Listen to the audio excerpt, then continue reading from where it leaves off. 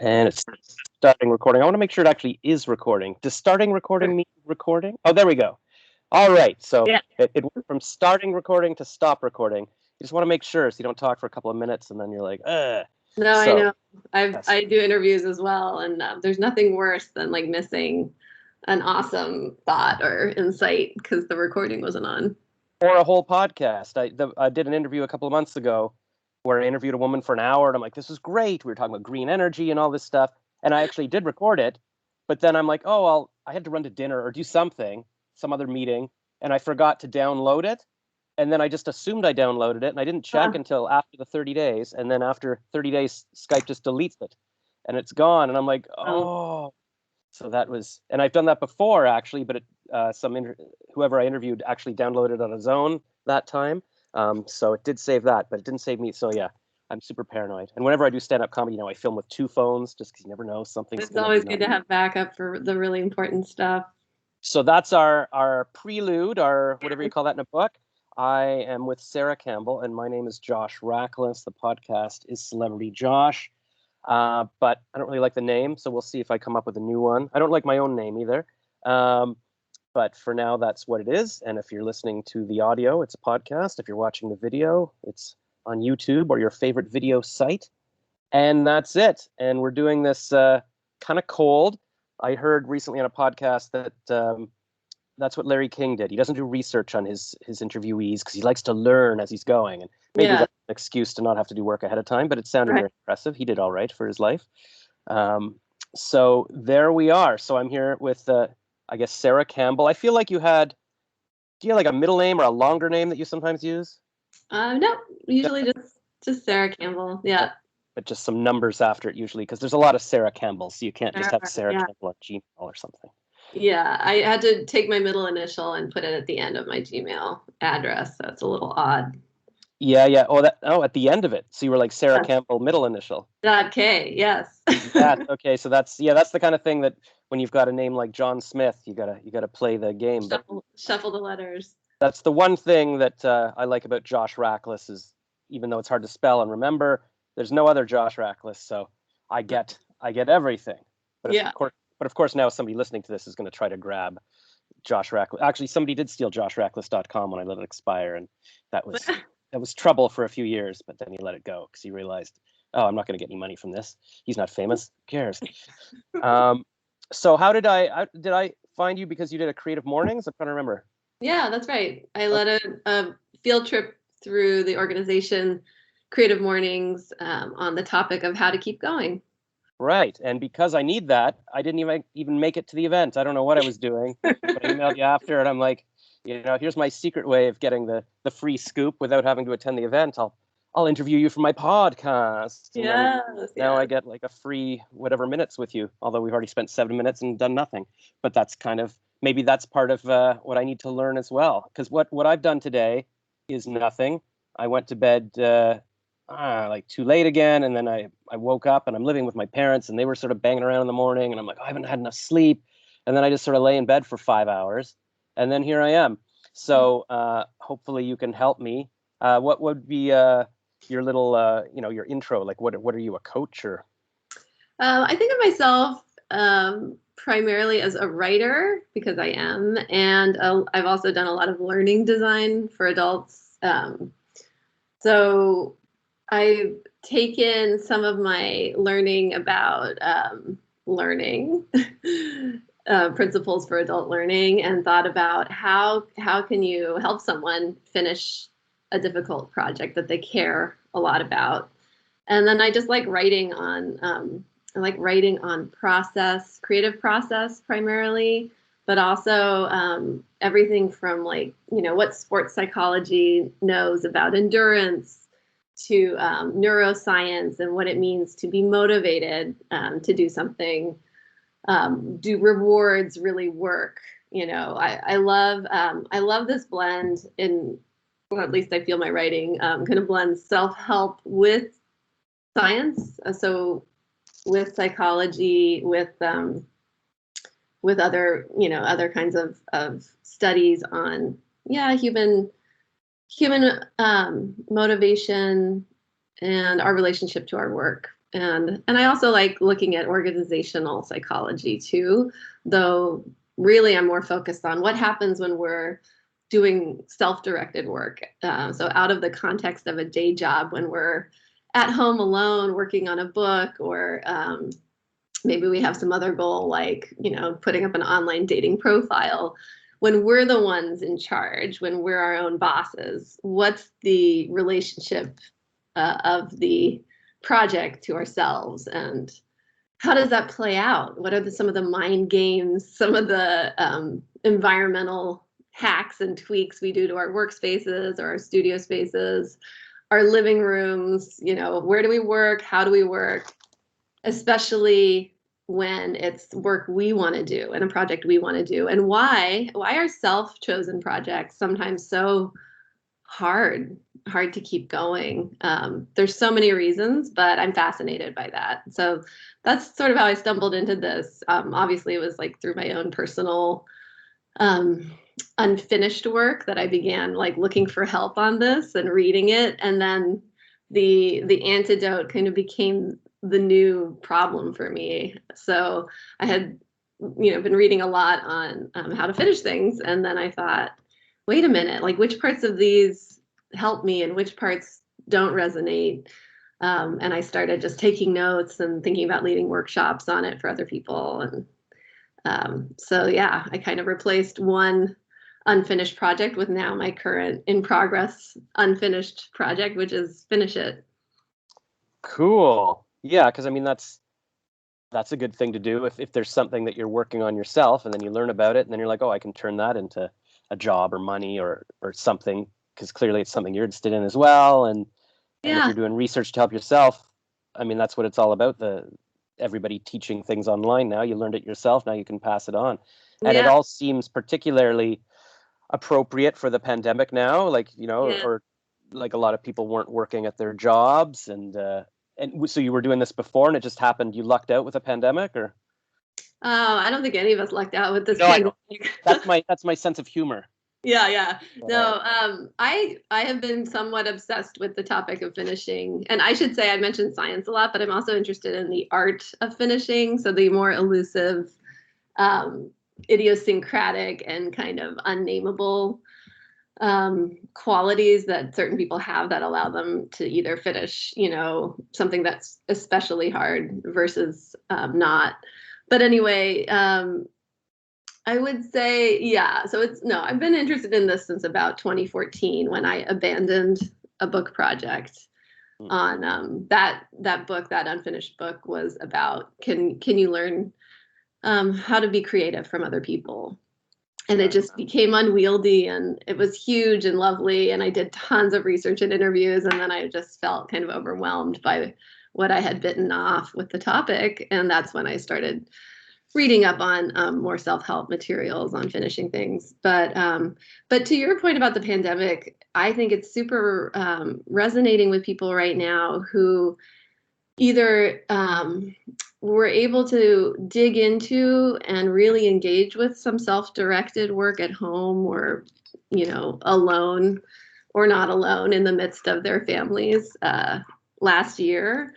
And have you read Adam Grant's column on languishing that some people have been talking about this spring? No. Adam Grant is an organizational psychologist, if you haven't heard of him. And he wrote in the New York Times an op-ed on what he calls languishing. I actually think it's a psychology term. But he said, some of us aren't actually burnt out, but we're not flourishing. And we're kind of in this middle area between, we're not depressed, but we're not doing great either. And he says that's got a name, and it's called languishing. And he said in some of the studies he's read that, now they're starting to have some studies coming out of last year about people's mental health and well-being. And he said that this one study found that the people who did the best, like maintain their levels of happiness and wellness, their pre-pandemic levels, these were folks who had been able to get into a state of flow. So it wasn't to do with mindfulness or meditation, but that state of flow of working on something where you kind of lose yourself and you get really into your project. those people reported the highest levels of feeling okay. And I was thinking about that, and I thought, that kind of happened to me last year. I had a job end right around the time the pandemic lockdown began, and I had more time, with the exception of a few months when my daughter was home, from school full time. But I began working much more intensively on Finish It last year, just writing more, created an Instagram page, started connecting with people about it, and got the idea that I wanted to do some workshops on it. Had been attending Creative Mornings field trips and thought, I should lead one. And what would my topic be? Well, what have I been reading for the last 5 years and writing about and thinking about and informally talking to friends and coaching friends about? And so I do think now, especially if people can find something to dig into where they a little bit lose themselves, there's no guilt in that, right? It really, I think now for our mental health, more than anything else, having a project of your own that you just are really enjoying and can kind of lose yourself in is super valuable. Yeah, my sister found that. I didn't even know she was working on this really, but I saw like a couple of years ago she was doing haiku poetry, Uh-huh. and just for herself on her Instagram, writing haikus every day, and then people really liked it, so she started a separate Instagram for just her haiku. And then I found out like a month or two ago, I don't know if I saw it on her Instagram feed or something, or it said she's a founder of this in her bio. I'm like, what is this? And it's Uh-huh. like she made a whole Instagram. I guess I could plug it. She calls it Hello Koo, like HELLOKOO, Nice. and it's a community of Instagram, like of people who like writing haikus. So she'll do a prompt every day and say, here's the first word or here's the first sentence, and then every Uh-huh. morning she gets up and she's got a couple of kids, so she's busy, but she'll spend time on her own and do a graphic of her own poems or somebody else's poems, make sure to comment on everybody's, and she's building this community. And I was like, oh, and I started messaging her advice. I was like, I've read about how to monetize, how to make merch. She's like, no, I've got it covered. I've got a guy who's building me a website, whatever. And she's like, okay. So she doesn't need Nice. my advice, but yeah, I guess in terms of what you're talking about, having a project to work on, it really was, good therapy in a way, and also Yeah. gives her hope of making money and building a community. And so that's what I've been trying to do too. I was Yeah. like, oh, I should do that. And she's like, don't steal my idea. I'm like, all right. But what could I do? And so I was like, well, maybe I like doing comedy, so maybe I'll start doing comedy prompts. And so I did one, and Uh-huh. then I was going to make a video reading everybody's jokes to the setup I did, but it was 2 weeks ago, and I still haven't even. I was going to do this every day, and I only did the one. I haven't even filmed my video, but the answers. So I every day I come up with more little ideas and maybe try it for two Yeah. seconds, and then I don't finish it, as we say. Mm, So yeah. I don't know what the answer is. I just know that today I got nothing done. But on the days where I do just get up at 6, go for a run, I'm done at 7, I sit down at work, or sit down to work, I feel a lot better. I feel more in control of my day. I feel like, oh my God, I spent 5 hours working on something. I feel good about my life. And on the days like this where I just get up and I sort of waste 6 hours and I'm like, oh my God, am I going to be late for this 3 p.m. podcast interview? Like, what's the excuse there? Um, I feel Well, bad. So. that's something I actually talked about in the How to Keep Going field trip is the self-blame side of burnout, and that's actually one of the symptoms that people who study job-related burnout find. It's not just that you're feeling physically exhausted or mentally exhausted, but that there's this element of how you talk to yourself that's really hard on yourself. So people who are feeling burnout will sometimes say like, why can't I handle this better? Like, why am I not stepping up and rising to this, challenging time or task? And it's actually a symptom of burnout. So one of my tips for how to keep going is to build in breaks and to take breaks. And so, a one way to reframe when you said I wasted, however many 6 hours today, maybe that wasn't actually wasted time. Maybe that was a nap you really needed to like recharge your brain so that you can do more focused thinking later or tomorrow. Maybe not every day has to look the same. Yeah. For some creative folks, it won't and it never will. So a lot of what I talk to people about is like just the realism of what, like kind of watching your own patterns as a creator, knowing your circadian rhythm, like, are you a night owl or a morning person? Like, that's real stuff. And there's a real internal clock to everyone that if you fight it, you'll just constantly feel frustrated. If you believe, oh, if I don't get up by 8 and like if I'm not writing by 9, like I'll never be a great writer. For so many people, that just doesn't work with who they are, physically and mentally. So I'm a firm believer in like taking breaks and really not feeling guilt about them if you can, right? Like some people don't quite have that luxury, but if you have some flexibility in your schedule and you can tweak things a bit, then absolutely, like you should just like get to know, when are your best hours, and maybe taking a full day off, every 2 days is how you do your best work. Yeah, and my problem is I've taken a full 6 years off, and I feel like that's a long enough nap. I left my copywriting job 6 years ago. I'm like, I'm going to be free to work on my own stuff and freelance and be and eventually 2 years ago I sold my condo. I'm going to be a digital nomad. I'm going to go anywhere. And I didn't go anywhere. And now I've been in my parents' basement for a year. And so I have no family. I've got no job. I've got no responsibilities. Like I could be working 24 hours a day or whatever. So that's what's frustrating. Yeah. But You may be someone who actually thrives from some constraints, right? Like, yeah. Not everyone wants absolute freedom. It's terrifying. Yeah, my mom's always she's been talking about that for forever, like how you got to if you work for yourself, you got to treat it like a job, like get up at 9 and work I had this friend, Steve, in college who we formed a little comedy troupe together. And then on weekends, he was always like, we took copywriting school together, and he was always doing his comedy on the weekends, or Friday or Saturday night, he'd be at home writing his comedy or doing a show. And I'm like, come on, man, why don't you come to a bar? What are you doing working? He's like, no. And then he was doing comedy at a comedy festival, and then CBC, like the big, Canadian TV network, discovered him and gave him a radio show. And now that's his whole business.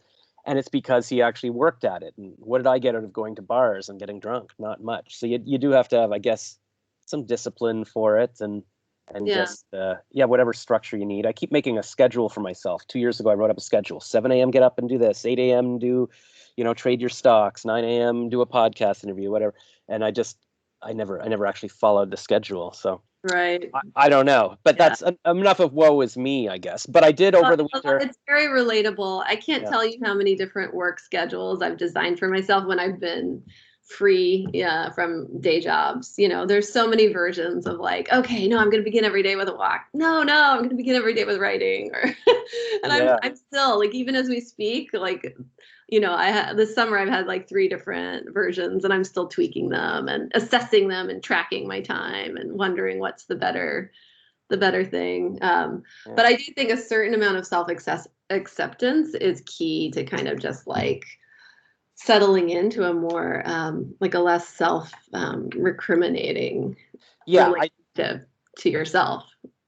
Yeah, I did. I mean, I've heard recently that when you talk negatively to yourself, your body actually, it senses that, and it affects your cells and your brain, and it doesn't want to hear negative things. So it is whatever you have to do to speak positively to yourself. Like Mel Robbins, who wrote that book about becoming happy, I think. She does a thing on her Instagram where every time you walk past a mirror, you give yourself a high five or something. They're like, I love it. It feels good. You're building yourself up. So little tricks like that. Like they say, even if you smile, it tricks your body into thinking, oh, we're happy. So now you feel happy. So right.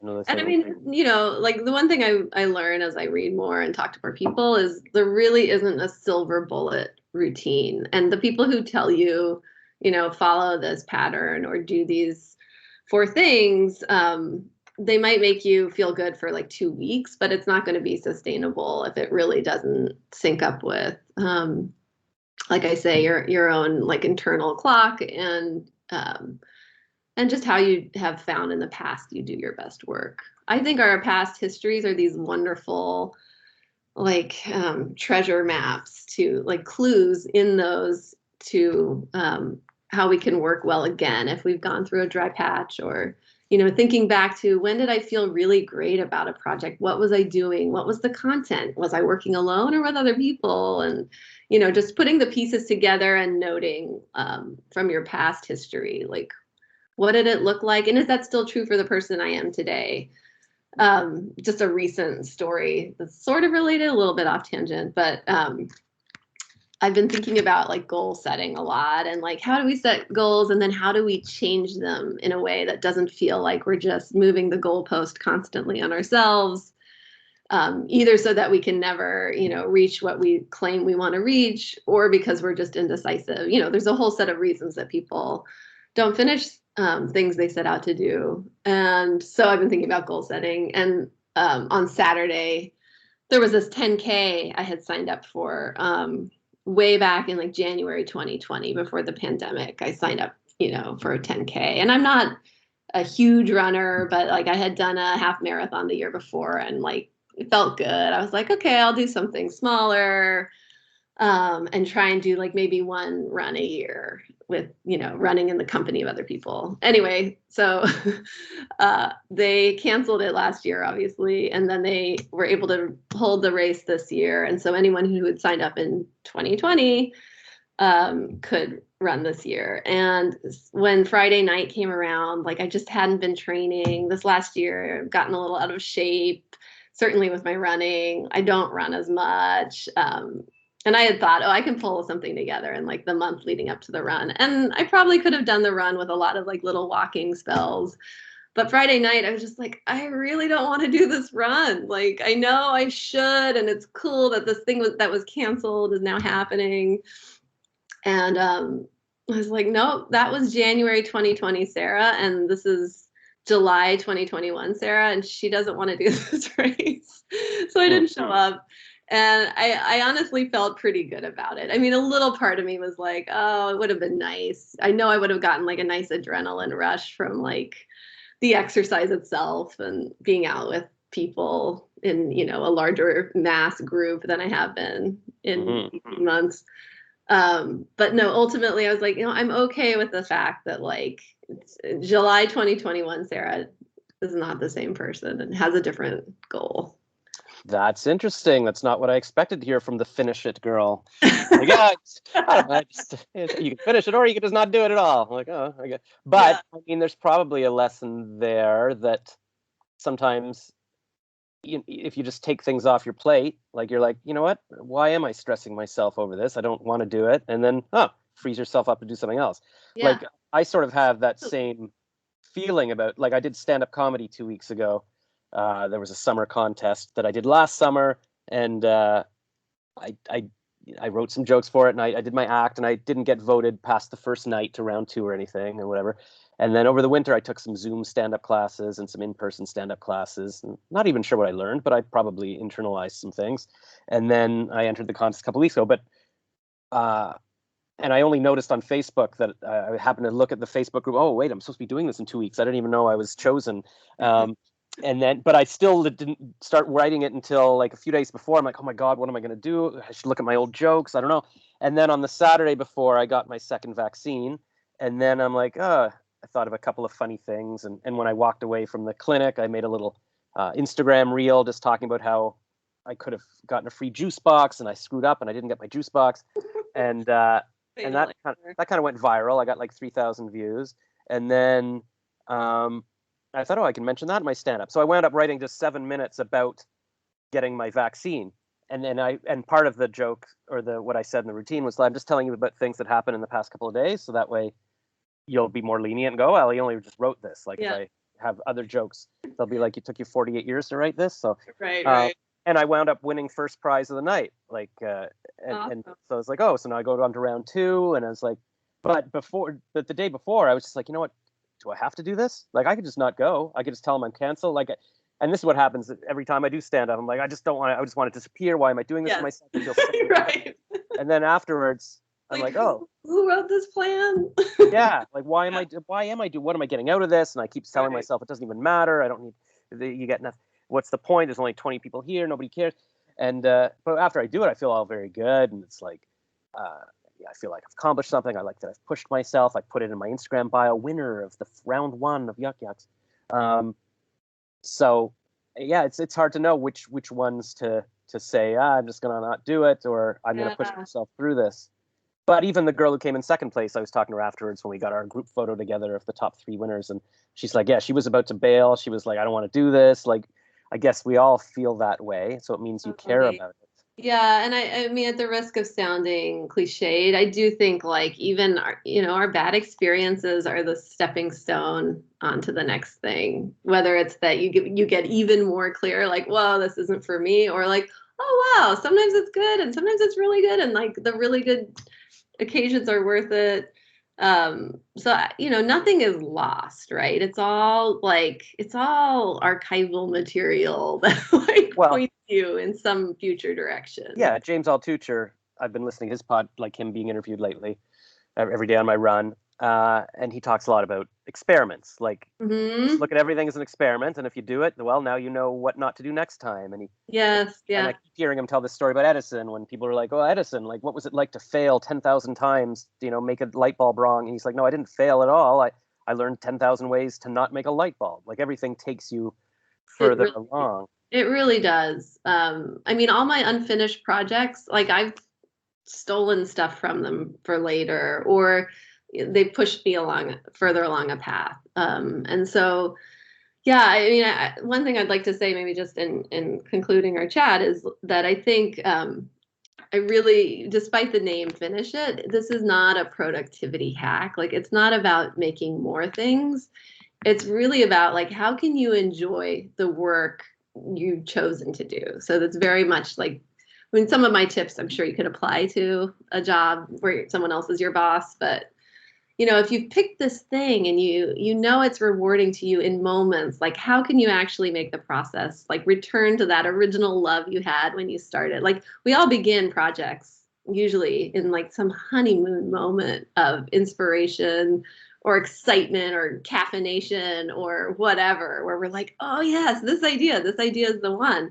They aren't always the one, but if it's enough the one and it keeps circling back to you and you can't let it go, and it's sort of like the bear behind your back or on your back. The bear behind you, Werner Herzog calls it.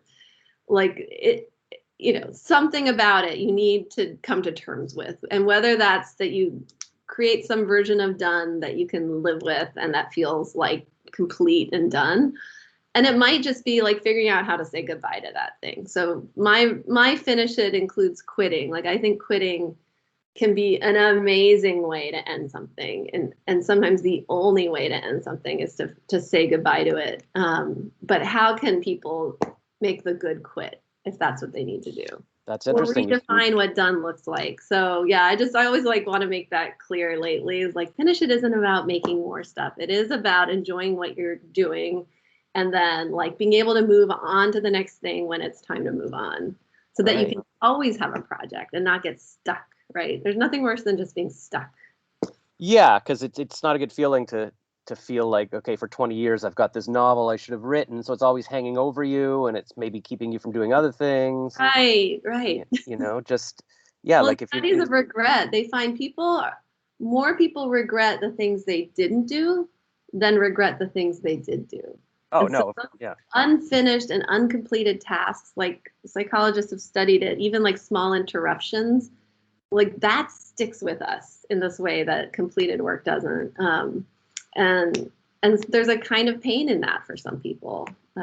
So I'm fascinated by like getting people. I'm fascinated and in love with getting people past those but stuck moments. but wouldn't just saying, I'm not going to do it anymore give you that feeling of regret? Like it'd be one of those things that you regret not doing it, or is it more a question of picking the things that you do want to do and then not regretting not doing those, but also accepting that, you know what, maybe that's, the 10K isn't something I really care about, because you only have so much time. So if you're going to focus on Yeah. one thing, you can't focus on something else. So maybe it's about figuring out what you want to do. It's all the things you're saying, and this is why I think psychology is so helpful for people who are creatives and work. Is that, I mean, so much of this is mind games and how you talk to yourself about what you're doing. I've quit things and felt grief and sadness around quitting them for a period until I came to think of them differently, and then I was able to not feel sad about it at all, but feel like this great relief and this great liberation. And to see, I mean, how many of us have like 6 months down the line from something that like ended horribly? Mhm. 6 months later, we're like, I'm so glad that ended. Like, so sometimes it is definitely hard to feel it in the moment of, some quits you don't choose.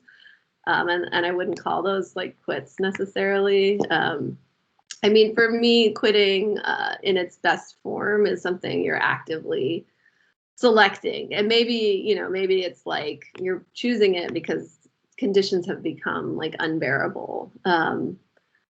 But yeah, ideally, that's sort of the work of Finish It, is like, what does it take to get to that place where you're not just, completely sad or self-doubting or bummed out by the fact that you moved on from something. Yeah, because I think you also have to, like, something else I was hearing in a podcast a couple days ago was that it's not just about talent, it's about liking something. Like there's child prodigies that maybe are really good at tennis for a few years, but then they just don't like tennis, so they go Yeah. on. So they're never going to be the best in the world or whatever because they don't care enough to do it. You have to want to do this thing. Right. So it's partly finding what you enjoy doing. And I think one little technique I've learned that just maybe works for me or something, because I like immediate gratification. Like if I can write a joke, and that's maybe why I like writing the stand-up act that day, because then I do it that night and I feel like I did it. I don't have to, like I wrote a screenplay 10 years ago in college that took me like a year or two to finish, and I won an award for the first draft, but I never went back to make notes that an LA producer gave me. It's like, I don't want to look at this 90-page thing and sit alone. And now I look back, why didn't I spend a month doing that? It could have changed my life. But maybe if I'd broken it down into, okay, I'm going to type up a scene and I'm going to put it up as a blog, or I'm going to do a live reading on Instagram or something, so that I Yeah. feel like I'm doing it with my audience, and we're all in this together, and I get a little reward every day. That might be a way that helps people do something that's maybe a longer term thing, because it's hard to say, okay, I'm going to write this book for the next 5 years and see what happens. So Right. and that's, I guess, why Biting off smaller pieces or cannibalizing what starts as a mammoth project and saying, you know what, I can't do the 300-page book anymore, but maybe it's like 5 little blog posts that get some of my best insights out there. And then I feel a sense of completion that, hey, at least I said the things I really wanted to say. And the other thing I often use for myself is just like, nothing's a final decision in any of this. You can always go back to something and resuscitate it. So saying goodbye doesn't have to be, so loaded. But I think also rituals can help people. What's something you could come up with to just put a completion, like an ending paragraph to that for now? What does that look like for you? And again, I think like sometimes it means chopping something up into different pieces, or it comes out looking differently than you maybe originally set out for it to look. Yeah, because even like we were saying, if you write 5 blog posts, well, okay, you wrote them in little chunks, you put them up, and take the 5 of them. That's a book. That's a 5-chapter mini book that you can self-publish on Amazon or something. Right. So that's I mean, James Altucher talks about that too. Just write a blogs, and then at the end of the year, I've got 100 blog posts, staple them together, and that's either your book or a rough draft of the book. Or you could take a podcast like this, get somebody to transcribe it, and now I've got a book that in one chapter is my chat with Sarah Campbell, and people can read it, kind of thing. So there's lots, whatever makes it more palatable. And so what are you doing? Like how is Finish It taking form for you now? Like, are you teaching classes? Are you making a book? Like, if people wanted to be trained by you, do they sign up for your course? Like, what happens? It's many things still. I mean, it's very much a work in progress. So right now it is a newsletter that comes out about once a month. I was just writing that this morning. It's periodic workshops, like the field trip I led with Creative Mornings. The most recent workshop I've been giving is this How to Keep Going, but I'm in the process of designing 5 steps to finishing. And so, yeah, even though I'm not one who subscribes to like, oh, it's only 5 quick things you can do to get your thing done, because I do think life is more complicated than that. I still have distilled a couple areas that I think I can help people think through. And I'm slowly, I'm not trained as a coach, but I've been attending some coaching types of workshops, actually a great one through Creative Mornings yesterday on peer coaching. So I'm becoming fascinated with this idea of how can you support someone, say, to finish a project without telling them how to finish it, but helping them find their own answer, which I think is how a lot of people define coaching, different from, say, mentoring. So in mentoring, you've got an older expert who's sort of saying, this is how I would do it. Here's how I think you can do that too. Whereas a coach would be someone who's more like, I'm going to ask you some open-ended questions, and you probably already have the answer somewhere in you as to how you can move forward, but I'm going to help you with the questions. Yeah, Kathy Heller says that a lot. Like that, she doesn't know the answer, but she gets the answer. The answer is within you, and it's just she's there to help get it out. Because most people probably know what they need to do or how they best do it. Or you can help them experiment, to your helpful word earlier. Like I think, like, you know, time. People struggle with time. Like, how do you protect the time you've set out for your project? Have you protected any time? When you book it on your calendar, like, ooh, I'm going to spend 3 hours working on my thing. Do you honor those 3 hours, or are you constantly saying, well, that's just my calendar. That was just me. I'm going to go do this other thing. So that's not something I can solve really for anyone, but I can help them with some worksheets. And again, like, I just find a little bit of science can be very compelling. You know, if you hear about, I've been reading more on circadian rhythm, and I'm just like, wow, there's so many ways we could be fighting ourselves less if we just were a little bit more in tune with what we think our natural work patterns are. And when we have slumps during the day, like, those should be the hours you're taking a break versus like trying to hammer away at a tough paragraph or whatever, you know, if you're a writer. But anyway, so I'm setting up, the thing I'm most excited about right now is something I'm calling Finish It Friends. And these are accountability groups of about 3 people, I think, that I'm matching, and they're going to meet for 3 months, one time a month for an hour. And I'm providing a structure that will tap into the benefits I think can come from, like, having peers ask you questions, so peer coaching. And then also I'm working on how to involve this idea of deliberate practice into these sessions as well. So I don't know that it's possible, but the idea of deliberate practice is that you know, it's not the quantity of how many times you practice something, but the quality with which you try to change what you're doing between repetitions. So rather than just hitting a ball with a tennis racket 10,000 times, if you can hit that ball with a coach saying, hey, try holding your arm this way, or turn your wrist that way, that you're going to improve more with a little bit of feedback and changing what you're doing. Deliberate practice versus just like, I'm just going to be here, like, hitting this ball against a wall 10,000 times. I'm sure I'm going to get better.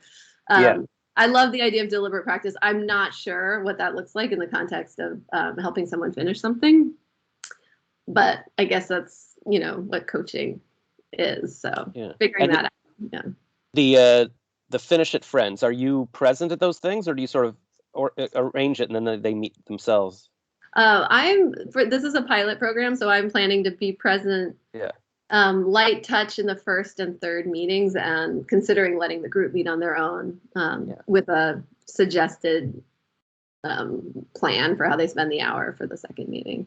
Yeah, so you can scale it, because you've only got so much time in your hour. Not scalable at all, but for this pilot program, I'm considering it an opportunity to learn, like, what helps people and what doesn't. So it's a time investment that I'm willing to give because I'm interested. For sure. No, anything you start, with yourself, and you do it manually, and then you see if it works. Everything's very manually. Even the logistics, like, I'm not good at logistical things, and I'm like, oh, the Google Doc. How do I give people like all the times and sign up? And I'm like, Well, that's the thing. I wish I was part of like a nicely funded team, but I'm, it's just me right now. So someday I'll have a business coach and a project manager and an awesome, like, crackerjack team. But sure, and that's how it starts, right?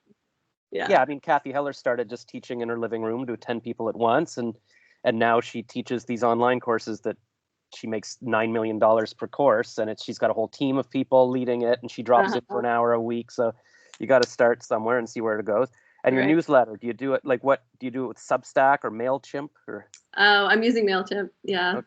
Yeah, I'm fascinated with newsletters. And it's a free newsletter, or do you charge for it? It's free. Yeah, free.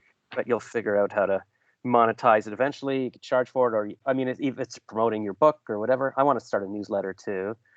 Cool. All right. Well, those are all great ideas. And Joe, just last question. What was it like teaching at Creative Mornings? Because I've been going to a lot of those, and it's just such this mystery. Like, oh, you're on Creative Mornings. It's like you're a god now or something. Oh, it was so awesome. And I'm not someone who says that lightly, because I led an earlier workshop this year that was okay.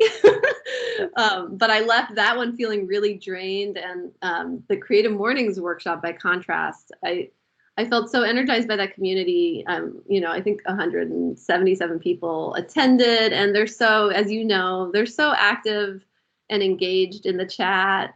So even though the format was a bit, unfortunately, more me talking and leading people through quiet writing exercises, so we didn't have like enough time for a Q&A at the end. I kind of kept it pretty tight with the writing. But the chat, when I read it later, luckily Creative Mornings had recorded it, because like I didn't press record in time for the chat. But I read the chat, 2 nights later, and it was so awesome. I just was so grateful for this community. I love how global it is, like just people on all corners of the world dialing in. And it like the rewards from that chat were enough for me to get over like, oh, that's what I look like on video.